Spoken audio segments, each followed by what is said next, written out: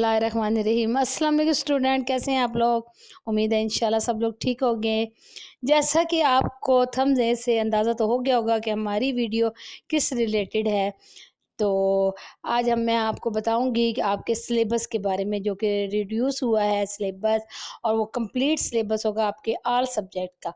ठीक है, जिसमें आपको आसानी हो जाएगी देख के अपने हर सब्जेक्ट की तैयारी करने के लिए। ठीक है, तो उस देखने के लिए, उस देखने से पहले मेरे चैनल को सब्सक्राइब करें, कमेंट्स करें, लाइक करें और बेल आइकन पर ज़रूर प्रेस करें ताकि आपको मेरी आने वाली नेक्स्ट वीडियो साथ साथ मिलती रहें।